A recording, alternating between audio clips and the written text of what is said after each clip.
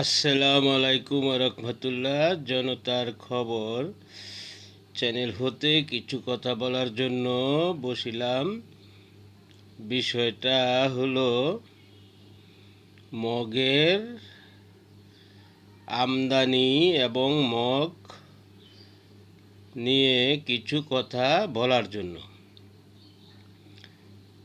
যেমন 5 আগস্টের পর 18 মাস যারা মগ করে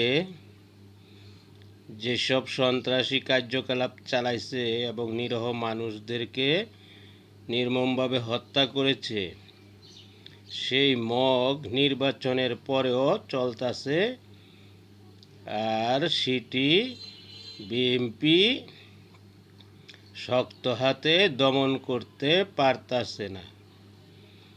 এই মগ নিয়ে বিএনপি চলার পথে পড়ার যে রাস্তা চলতেছে, একসময় এই মগই বিএনপিকে ধ্বংস করবে।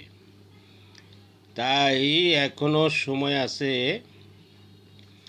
এই মগকে শক্ত হাতে নির্মূল করার জন্য এবং আইন শৃঙ্খলা বাহিনীতে নতুন সদস্য নিয়োগ করার জন্য ইমিডিয়েটলি মিনিমাম 50,000 করে ধাপে ধাপে 1 লক্ষ 1.5 লক্ষ আইন শৃঙ্খলা বাহিনী নিতে হবে।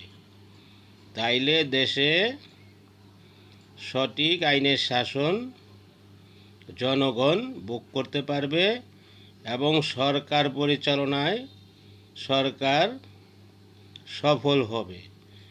আর এই পুরানো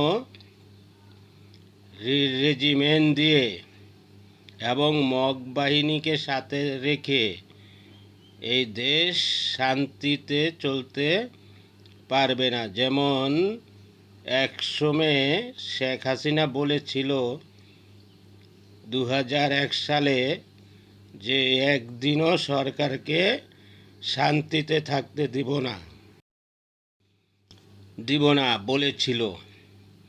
তেমনি এখনকার এই 26-এ সেই মগ বাহিনী সরকারকে শান্তিতে থাকতে দিবে না এবং এই মগ বাহিনীর সাথে আছে বট বাহিনী। তাই সরকারে পদক্ষেপ সাবধানতভাবে নিতে হবে। জনতার চ্যানেল হতে এই মতামত। আসসালামু আলাইকুম রহমতুল্লাহ।